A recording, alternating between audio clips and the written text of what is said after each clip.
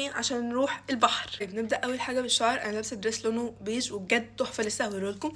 المهم بفكر البس دي اللي انا جبتها من المنشيه ووريتها لكم، فبصوا كده حاساها لذيذه. طب يا جماعه بما ان النهارده يومنا طويل في البحر فهنعمل ميني سكين كير. فاول حاجه هنحط التونر ده من سان باي مانر او سان باي مي على حسب انتوا بتنطقوها ازاي.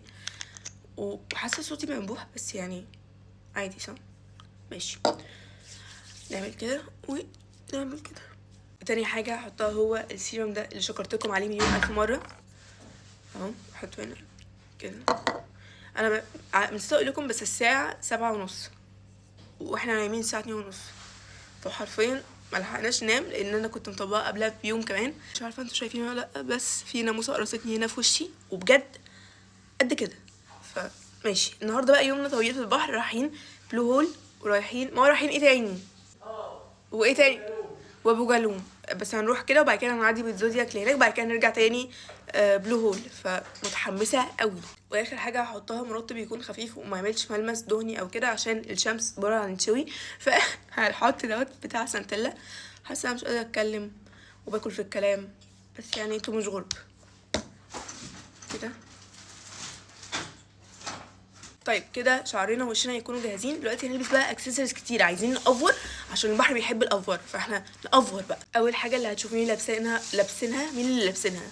هتشوفوني لابساها 24 ساعه، تحفه. بصوا بقى التحفه دي انا كنت جايب اوريها لكم في الهول بتاع المنشيه، فهلبسها دلوقتي وهلبس معاها واحده صغيره خالص كده هتبقى لذيذه قوي. بصوا شكلهم تحفه ازاي. مش عارفه بفكر ما ازودش دي ولا ازودها، هي بتبقى نازله كده فيها شخاليل كتير فمش عارفه البسها ولا لا، بس هلبس ده يعني شكله حلو. استنى البسه.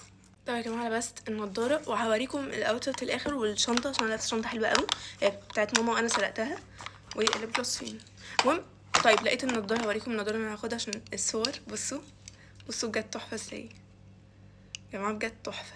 استنوا بقى ادور على الليب جلوس فين. طيب هحط من الليب جلوس ده، هو لونه مش كده خالص، هوريكم دلوقتي هو لونه عامل ازاي.